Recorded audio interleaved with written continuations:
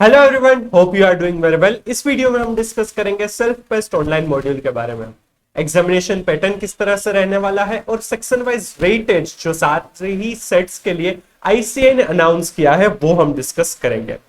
ICI की जो website है उसके ऊपर जो न्यू स्कीम एजुकेशन वाला जो टैब है उसमें यहाँ पर जो प्रोस्पेक्टस है वो प्रोस्पेक्टस में से मैं आपको एग्जामिनेशन पैटर्न के बारे में समझाऊंगा और यहाँ पर नीचे सेक्शन वाइज वेटेज दिया हुआ है जिसमें उन्होंने सेल्फ टेस्ट ऑनलाइन मॉड्यूल के बारे में भी उन्होंने अब डिक्लेयर कर दिया है। तो वो चारों ही सेट के लिए हम डिस्कस करेंगे। ऑलरेडी मैंने जो सीए फाइनल और सीए इंटरमीडिएट के लिए जो सेक्शन वाइज वेटेज है उसके वीडियोस अपलोड कर दिए हैं। सीए फाइनल के आपको काम के रहेंगे तो वो आप देख सकते हैं। चलिए, तो पहले एग्जामिनेशन पैटर्न किस तरह से रहेगा वो देखते हैं एंड देन हम ये चारों ही सेट्स के लिए किस तरह से सेक्शन वाइज वेटेज रहेगा वो देखते हैं। तो ये प्रोस्पेक्टस में सेल्फ टेस्ट ऑनलाइन मॉड्यूल का एक अलग से सेक्शन दिया हुआ है, उसके बारे में डिस्कस करते हैं। यहाँ पर पहले सेल्फ टेस्ट ऑनलाइन मॉड्यूल्स के बारे में समझाया है, आपको ये तो पता चल ही गया होगा। सीए इंटरमीडिएट और सीए फाइनल के बीच में एक नया एडिशनल लेवल इंट्रोड्यूस किया है आईसीआई ने न्यू स्कीम के अंदर। जो जिसे 4 पेपर 4 सेट्स उसमें रहने वाले हैं वो चारों ही सेट्स आपको क्लियर करने होंगे, उसी के बाद आप सीए फाइनल की एग्जाम के लिए अपीयर कर पाएंगे। पर May 24 के लिए उन्होंने ये छूट दे रखी है कि May 24 की सीए फाइनल की एग्जाम के बाद भी वो सेल्फ टेस्ट ऑनलाइन मॉड्यूल के लिए आप अपीयर कर सकते हैं। उसमें 4 सेट्स है। सेट ए जो है राइट वो company law, corporate law and economic law उसमें कवर अप होता है। पहले वो सीए फाइनल में रहता था पेपर 4, अब वो सेल्फ टेस्ट ऑनलाइन मॉड्यूल में आ चुका है। सेट बी जो है strategic cost management and performance evaluation है राइट, वो पहले सीए फाइनल में पेपर 5 रहता था राइट। ये दोनों ही सेट्स जो है वो सारे ही सीए फाइनल स्टूडेंट्स के लिए कंपलसरी रहेंगे। फिर जो सेट सी है राइट, उसमें 10 ऑप्शंस दे रखे हैं। उस 10 ऑप्शन में से आप कोई भी एक पेपर, कोई भी एक सब्जेक्ट सिलेक्ट कर सकते हैं। इसमें रिस्क मैनेजमेंट है, इंसॉल्वेंसी बैंक्रप्सी कोड है, इंटरनेशनल टैक्सेशन है, आर्बिट्रेशन लॉ है, कैपिटल मार्केट है। ऐसे 10 ऑप्शंस आपको दे रखे हैं, उसमें से कोई भी आपको सिलेक्ट करना रहेगा। और जो सेट डी है उसमें कॉन्स्टिट्यूशन है, साइकोलॉजी, फिलोसॉफी है, स्टार्टअप, डिजिटल सिस्टम वगैरह वो सारे उन्होंने जो सब्जेक्ट्स है वो इंट्रोड्यूस किए हुए हैं। सेट सी और सेट डी उन्हीं को देने होंगे जिनका इंटर का ग्रुप है राइट। इंटर में कोई भी सब्जेक्ट या फिर कोई भी ग्रुप वो अगर May 24 या उसके बाद अगर वो क्लियर करते हैं, November 23 तक अगर उनका इंटर पूरा ही 8 के 8 पेपर उनके क्लियर हो गए हैं, उनको सेट सी और सेट डी में से एग्जाम्पशन मिलेगा। उनको सेट सी और सेट डी के लिए अपीयर नहीं करना होगा। हाँ, अगर आपका सीए इंटर का कोई एक ग्रुप है वो November 23 में हो चुका है और सेकंड ग्रुप अगर आपका बाकी है राइट, वो आप May 24 या उसके बाद अपीयर करते हैं तो आपको चारों ही सेट्स के लिए अपीयर करना रहेगा। अगर आपका ऑलरेडी ग्रुप 2 हो चुका है November 23 या उससे पहले, ग्रुप 1 बाकी है, तो आपको सिर्फ सी या डी में से कोई एक आपको ऑप्ट करना पड़ेगा। सेट ए और बी तो कंपल्सरी ही रहेंगे राइट। और अगर आपको दोनों ही ग्रुप बाद में होते हैं या फिर एक आधी सब्जेक्ट में आपको एग्जाम्पशन मिला है तो भी आपको चारों ही सेट के लिए अपीयर करना रहेगा। इस तरह से वो एप्लीकेबिलिटी रहेगी। जो set A B C D है चारों में ही एमसीक्यूज ही आने वाले हैं और उसके लिए ऑनलाइन अलग से लेक्चर भी रहेंगे जो आईसीआई खुद प्रोवाइड करेंगे। तो वो लेक्चर जो कंपलसरी कुछ आवर्स होंगे वो आपको कंपलसरीली अटेम्प्ट करने रहेंगे, उसके बाद ही आप एग्जाम के लिए अपीयर कर पाएंगे और वो आप अपने घर से ही ऑनलाइन दे सकेंगे।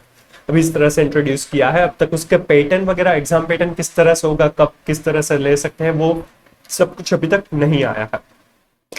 एग्जाम है वो एमसीक्यू बेस्ड ही होगी और उसके बारे में यहाँ पर दिया भी है। जो प्रोस्पेक्टस है उसमें अबाउट एग्जामिनेशन करके ये पैराग्राफ है, तो वो थोड़ा सा देखते हैं, ये इंपॉर्टेंट है। The assessment would be online by way of multiple choice questions MCQs which would be case scenario based for set A and set B। set A और set B, set A जो है वो लो, corporate law और economic law है। set B जो strategic cost management and performance evaluation है, उसमें case scenario based MCQs रहेंगे। And a combination of independent MCQs and case scenario based MCQs in case of subject C, in case of subjects in set C and set D। Set C और set D के लिए जो MCQs रहेंगे वो case scenario based भी होंगे और independent MCQs भी पूछ सकेंगे, पर सेट ए और सेट बी में सिर्फ केस सिनेरियो बेस्ड एमसीक्यूज रहने वाले हैं। तो ये इंपॉर्टेंट पार्ट रहेगा राइट। और उन्होंने ये भी बताया है कि सेट ए और बी में एक्सपर्ट नॉलेज चाहिए क्योंकि वो सीए फाइनल में जो सब्जेक्ट है उन्हीं को उन्होंने यहाँ पर सेल्फ टेस्ट ऑनलाइन मॉड्यूल में दिया गया है। तो उसमें एक्सपर्ट नॉलेज वो कंपैरेटिवली इन डेप्थ आपको समझना है। सेट सी और डी है उसका वर्किंग नॉलेज रहा, और इस एमसीक्यूज में नेगेटिव मार्किंग नहीं है तो वो बेनिफिशियल। और इसमें पास होने के लिए मिनिमम 50% मार्क्स लेने होंगे, तो 100 मार्क्स का पेपर रहेगा, 100 मार्क्स के एमसीक्यूज होंगे, उसमें से 50 मार्क्स मिनिमम आपको लेने रहेंगे, चारों ही इंडिविजुअल सेट वाइज, राइट। तो इस तरह से वो एग्जामिनेशन की मेहनत रहेगी। इन डिटेल अभी भी आईसीएआई ने कुछ क्लैरिफिकेशन और नहीं दिया है, इतना प्रोस्पेक्टस में दिया था, तो वो मैंने आपको बता दिया। अब उन्होंने सेट जो चारों ही सेट है उसमें से सेट ए और सेट बी की ऑलरेडी उन्होंने मॉड्यूल्स है वो ऑनलाइन वेब होस्ट कर दी है, वो आपको फिजिकली भी मिल जाएगी जब आप रजिस्ट्रेशन वगैरह करवाएंगे। सेट सी और डी के मॉड्यूल्स के बारे में अभी तक कुछ नहीं आया है, उसकी मॉड्यूल अभी तक ऑनलाइन अवेलेबल नहीं है, राइट। पर चारों के लिए ही सेक्शन वाइज वेटेज उन्होंने इश्यू कर दिए है, जो मैंने आपको वेबसाइट पर से कैसे डाउनलोड करना है वो बताया। तो चलिए वो सारे ही जो सेक्शन वाइज वेटेज है वो देख लेते हैं। सबसे पहले सेट ए के लिए दिखते हैं। Set A corporate and economic laws जो 100 मार्क्स का रहेगा, उसमें कॉर्पोरेट लॉ है वो 70 मार्क्स का है। कॉर्पोरेट लॉ में 2 एक्ट कवर अप किए हैं, companies act 2013 and SEBI act, दोनों ही इंपॉर्टेंट है। कंपनी लॉ है उसका वेटेज है 50 मार्क्स का वेटेज रहेगा, राइट। उसमें जो चैप्टर्स है, राइट, उसका सेक्शन उन्होंने डिवाइड कर दिया और उसका वेटेज हमें दिया हुआ है। तो सबसे पहले appointment and qualification of directors, फिर मैनेजरियल पर्सनल और उनका रेम्युनरेशन, और meetings of board and it's power, जो डायरेक्टर वाले चैप्टर है मोस्ट फेवरेट रहते हैं, राइट। वो सबसे पहला सेक्शन है उनका, उसका वेटेज है 35 to 45%, और ये जो 35 to 45% है ये 50 मार्क्स के रहेंगे, राइट। तो 35 to 45% है वो ये जो फर्स्ट 3 चैप्टर्स है रिलेटेड टू डायरेक्टर्स उनके रहेंगे। 35 to 45 मार्क्स का 45% के बारे में देखेंगे तो वो 17 मार्क्स से लेकर 22 मार्क्स अराउंड इसमें से पूछ सकते हैं। फिर जो सेकंड सेक्शन उन्होंने दिया है उसमें इंस्पेक्शन, इंक्वायरी, इन्वेस्टिगेशन है, कॉम्प्रोमाइज ऑफ अरेंजमेंट्स, अमालगमेशन है, prevention and operation and mismanagement के बारे में है, उसका वेटेज है 25 to 30% ऑफ 50 मार्क्स, राइट। ये 50 मार्क्स का रहेगा, मतलब 50 मार्क्स में से देखना रहेगा, तो यहाँ पर 10 to 15 मार्क्स का वेटेज उनका हम सोच सकते हैं। फिर वाइंडिंग अप, मिसलेनियस प्रोविजंस और एजुकेशन, स्पेशल कोर्ट्स, एनसीएलटी वगैरह के जो बारे में है उसका वेटेज 30 to 35% रहेगा। 50 मार्क्स के 30 to 35%, तो 15 से लेकर 18 मार्क्स तक कुछ हो सकता है। और जो ई फाइलिंग का चैप्टर है उसमें कोई भी वेटेज नहीं दिया है, बट ई फाइलिंग है वो आगे के जो चैप्टर्स है उसी का ई फाइलिंग होगा, तो वो उनके साथ उनका वेटेज रहेगा, उसमें से किसी के लिए भी आपको ई फाइलिंग के लिए क्वेश्चन पूछ सकते हैं, ऐसा उन्होंने यहाँ पर नोट दिया हुआ है। तो उसका सेपरेटली कोई भी वेटेज नहीं दिया है, बट जो आगे के 3 सेक्शन है उसी में उसका डिवाइड हो जाएगा, राइट। तो इस तरह से ये कॉर्पोरेट लॉ में कंपनीज एक्ट 2013 का वेटेज दिया हुआ है। फिर सेक्शन बी जो है सिक्योरिटीज लॉ, उसका वेटेज है 20 मार्क्स, जिसमें सेबी एक्ट 1992 कवर अप किया है, जिसके साथ एलओडीआर है, issue of capital and disclosure requirements के बारे में है, substantial acquisition and shares and take over है, प्रोहिबिशन ऑफ इनसाइडर ट्रेडिंग, वो सारे भी कवर अप हो जाएंगे, और उन सभी का वेटेज बनेगा 20 मार्क्स, राइट। तो इस तरह से 70 मार्क्स के कॉर्पोरेट लॉज हो जाएंगे, और जो पार्ट 2 है वो इकोनॉमिक लॉज रहेगा जो है 30 मार्क्स का। उसमें फेमा एक्ट 1999 है, राइट। फेमा सीए इंटरमीडिएट में भी उन्होंने इंट्रोड्यूस किया है, तो थोड़ा सा पार्ट वहां पर रहेगा, बाकी का यहाँ पर आएगा। उसका वेटेज है 35 to 40%, ये 30 मार्क्स के 35 to 40% रहेगा, राइट। तो वो हमें खास ध्यान में रखना होगा, तो यहाँ पर 10 to 12 मार्क्स का एक्सपेक्ट कर सकते हैं। फिर FCR है, फॉरेन कंट्रीब्यूशन रेगुलेशन एक्ट 2010 है, उसका वेटेज 20 to 30% है, 30 मार्क्स के 20 to 30%, मतलब 6 to 9 मार्क्स में 6 to 9 मार्क्स का इसमें से पूछ सकते हैं। And then insolvency and bankruptcy code है, उसका वेटेज 35 to 40% अगेन, तो 10 to 12 मार्क्स का इसमें से पूछ सकता है, राइट। तो इस तरह से उन्होंने वेटेज दिया है इकोनॉमिक लॉज का। तो ये सेट ए जो है कॉर्पोरेट एंड इकोनॉमिक लॉ, उसका वेटेज इस तरह से रहेगा, और उसमें यहाँ पर एक नोट हुई है कि मैक्सिमम +or-5% का डेविएशन है वो अलाउड है। इसमें जो उन्होंने वेटेज जो रेंज दी है उसमें +or-5% हो सकता है, राइट। तो ये सारे ही उन्होंने सब्जेक्ट पेपर में दिया हुआ है कि +or-5% हो सकता है, राइट। तो वो हमें कंसिडर करना होगा। चलिए फिर सेट बी का देखते हैं। Set B strategic cost management and performance valuation. अब परफॉर्मेंस मैनेजमेंट हो गया है, राइट, 100 मार्क्स का है। तो उसमें भी उन्होंने 2 पार्ट किए हैं। पार्ट ए जो है वो स्ट्रेटेजिक कॉस्ट मैनेजमेंट है, जिसमें उन्होंने introduction of strategic cost management chapter 1 है, मॉडर्न बिजनेस एनवायरनमेंट चैप्टर 2 है, third chapter lean system and innovation है, fourth chapter specialist cost management techniques है, fifth chapter management of cost strategically for emerging business models है, फिर strategic revenue management है, and seventh chapter strategic profit management है। ये part A में cover up होता है। और पार्ट बी में स्ट्रेटेजिक परफॉर्मेंस मैनेजमेंट है, उसमें an introduction to strategic performance management जो चैप्टर 8 या फिर पार्ट बी का पहला चैप्टर है।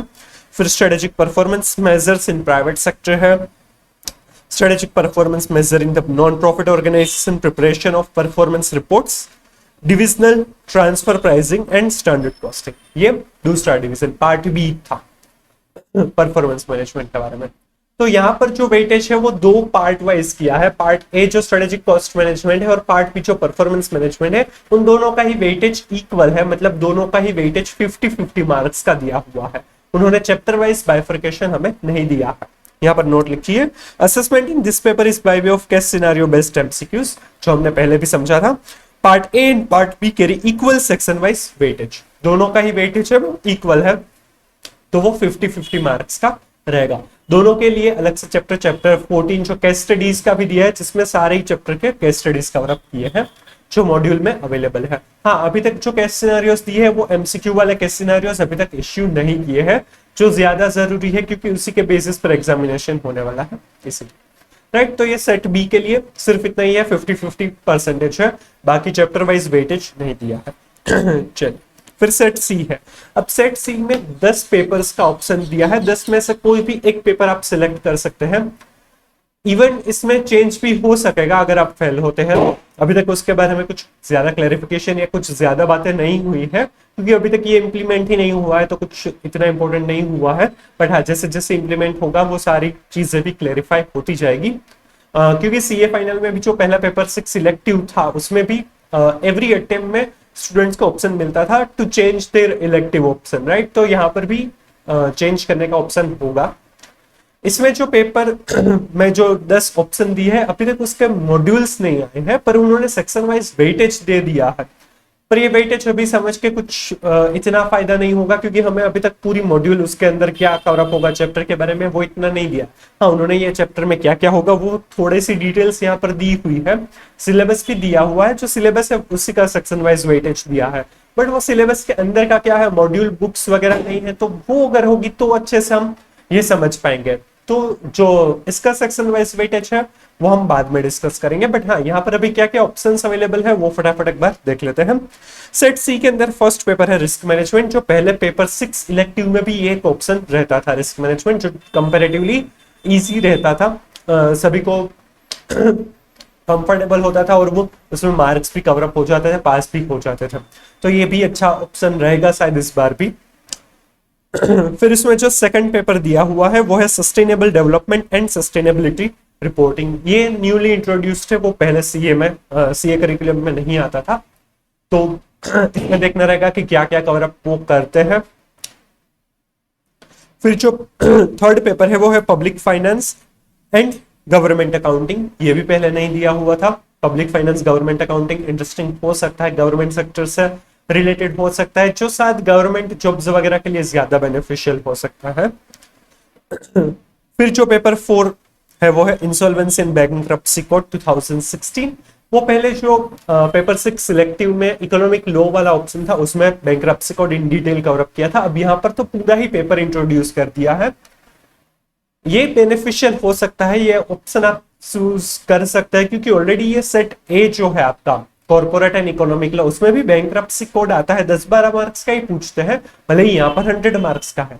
तो अगर आपको थोड़ा सा भी इंटरेस्ट इस चीज में है तो आप ये ऑप्शन सिलेक्ट कर सकते हैं, क्योंकि ऑलरेडी आपको थोड़ा सा तो सेट ए के लिए पढ़ना है, तो यहाँ पर भी आप इन डिटेल पढ़ सकते हैं, तो ज्यादा बेनिफिशियल हो सकता है, थोड़ा सा आपको बेनिफिट मिलेगा, राइट। फिर पेपर 5 है इंटरनेशनल टैक्सेशन, 100 मार्क्स का यहाँ पर है। इंटरनेशनल टैक्सेशन जो है वो भी ऑलरेडी सीए फाइनल का जो पेपर 4 है डायरेक्ट टैक्सेशन, उसमें कवर अप होता है। और इवन वो जो पेपर 6 जो आएगा जो सारे बिजनेस इंटीग्रेटेड बिजनेस वाला जो सब्जेक्ट है जिसमें सारे ही सब्जेक्ट के केस स्टडीज पूछ सकते हैं, तो उसमें भी आएगा। तो इंटरनेशनल टैक्सेशन भी आपको ऑलरेडी पढ़ना ही पड़ेगा, राइट। तो ये ऑप्शन भी आपको बेनिफिट हो सकता है, क्योंकि जो डायरेक्ट टैक्स है उसमें 30 to 35 मार्क्स का वेटेज इंटरनेशनल टैक्सेशन का है, यहाँ पर 100 मार्क्स का रहेगा। ऑलमोस्ट जो सब्जेक्ट या टॉपिक्स कवर अप करेंगे वो सिमिलर रहेंगे, तो वो बेनिफिशियल हो सकता है। इंटरनेशनल टैक्सेशन पहले भी सीए फाइनल में जो पेपर से सिलेक्टिव था उसमें भी आता था, बट उसमें लोगों को डिफिकल्ट लगता था। तो देखते हैं कि इसमें किस तरह से पेपर्स निकलते हैं। फिर जो पेपर 6 जो ऑप्शन है वो है आर्बिट्रेशन एंड कॉन्सिलिएशन एक्ट 1996। ये पहले सीए फाइनल में जो paper for economic corporate and economic law था उसमें ये एक chapter as a chapter cover up करते थे, बट यहाँ पर 100 मार्क्स का उन्होंने पेपर ही पूरा इंट्रोड्यूस कर दिया है। जो वो चैप्टर था वो कंपेरेटिवली इजी रहता था, होप कि ये पेपर भी इजी हो सकता है, क्योंकि ये थोड़ा सा कंपेरेटिवली ये छोटा एक्ट है तो इसमें डिफिकल्टी कम हो सकती है, बट लेट्स सी कि क्या होगा। फिर पेपर 7 फोरेंसिक अकाउंटिंग है, ये भी न्यूली इंट्रोड्यूस्ड है, और ये जो एरिया है वो भी काफी डेवलपिंग है, अच्छा बढ़ रहा है, फ्रॉड्स वगैरह होते हैं तो उसके लिए ये ज्यादा इंपॉर्टेंट है। तो सीए की जो स्कोप है इसमें बढ़ रहा है, तो ये भी एक अच्छा ऑप्शन हो सकता है। पर इसके बारे में अभी चैप्टर्स एक्चुअल में बुक्स आए तभी ज्यादा पता चलेगा। फिर पेपर 8 वैल्यूएशन है, वैल्यूएशन भी काफी इंपॉर्टेंट फील्ड बन रही है, राइट। वेरियस टाइप्स का वैल्यूएशन रहेंगे तो वो भी अच्छा है। ये सीए बनने के बाद वेरियस जो कोर्सेज सर्टिफिकेट कोर्सेज रहते थे उसमें वैल्यूएशन का काफी होता था, अब उन्होंने पेपर ही इंट्रोड्यूस कर दिया तो ये ज्यादा बेनिफिशियल हो सकता है। फिर पेपर 9 है वो financial services and capital market से। जो सीए फाइनल में पेपर 6 इलेक्टिव था उसमें ये एक ऑप्शन रहता था कैपिटल मार्केट्स के बारे में, तो यहाँ पर वो इंट्रोड्यूस किया है तो अच्छी बात है ये भी। पर कंपैरेटिवली वो कम स्टूडेंट्स वो चूज करते थे। और जो लास्ट ऑप्शन दिया हुआ है पेपर 10 का वो है फॉरेक्स एंड ट्रेजरी मैनेजमेंट। इसमें से फॉरेन एक्सचेंज के बारे में तो एएफएम जो रहेगा एडवांस्ड फाइनेंशियल मैनेजमेंट उसमें भी कवर अप हो जाएगा, तो ये भी बेनिफिशियल हो सकता है, क्योंकि अगर आपको फाइनेंशियल मैनेजमेंट अच्छे से आता है तो ये आप चूज कर सकते हैं। तो ये 10 ऑप्शन है, इसमें से कोई भी आप चूज कर सकते हैं। एक बार मॉड्यूल आ जाएगी तो फिर इसमें हम डिटेल्ड वीडियो बनाएंगे, राइट। और जो सेट डी है, राइट, उसमें भी हमें 4 ऑप्शंस दिए हैं। वो 4 ऑप्शंस के भी अभी तक मॉड्यूल नहीं आई है, तो हम उसके section wise weightage in detail discuss नहीं कर पाएंगे।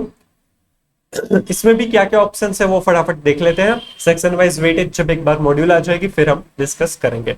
सबसे पहले जो है constitution of India and art of advocacy है। ये थोड़ा सा अलग हो जाएगा, कॉन्स्टिट्यूशन के बारे में है, अगर आपको उसमें इंटरेस्ट हो तो ये आप चूज कर सकते हैं। सेकंड जो ऑप्शन है वो साइकोलॉजी एंड फिलोसॉफी है। ये जॉब करने वाला है, प्रैक्टिस करने वाला है, तो ये साइकोलॉजी और फिलोसॉफी काम आ सकता है। प्रैक्टिकली अप्लाई अगर अच्छे से करें तो काम आ सकता है, सिर्फ थियरी से कुछ इतना मतलब नहीं होगा। उसमें भी फिलोसॉफी और साइकोलॉजी को अलग अलग पार्ट में डिवाइड किया है, 50-50 मार्क्स। थर्ड है एंटरप्रेन्योरशिप एंड स्टार्टअप इकोसिस्टम। ये काफी बस ऐसा टॉपिक कह सकते हैं कि स्टार्टअप काफी इंपॉर्टेंट अभी चल रहा है कि स्टार्टअप करेंगे कुछ। शार्क टैंक इंडिया आने के बाद स्टार्टअप की बूम ज्यादा बढ़ गई है, राइट। तो ये इंटरेस्टिंग हो सकता है। ये जो पूरा ही पेपर है इंटरेस्टिंग भी हो सकता है और प्रैक्टिकली भी ज्यादा यूजफुल हो सकता है, तो ये चूज करना एडवाइजेबल हो सकता है, राइट। और जो लास्ट है digital ecosystem and controls, information system और इंफॉर्मेशन टेक्नोलॉजी के रिगार्डिंग होगा। ये सारी चीजें भी काफी इंपॉर्टेंट है। ये फ्यूचर में आर्टिफिशियल इंटेलिजेंस वगैरह के ऊपर फोकस ज्यादा होगा, तो वो सारी चीजें इसमें कवर अप होगी, राइट। तो ये सेट डी के चारों ही ऑप्शंस अवेलेबल थे, वो मैंने आपको बताया। इसके बारे में in detail discussion section wise weightage के बारे में जब एक बार मॉड्यूल्स आ जाएगी फिर हम करेंगे। तो ये था सेल्फ पेस्ड ऑनलाइन मॉड्यूल्स के बारे में, जितना अभी तक आईसीए ने अपडेट दिया है, क्लैरिफिकेशन अनाउंसमेंट जो भी थे उसके हिसाब से, right. Hope it is helpful to you.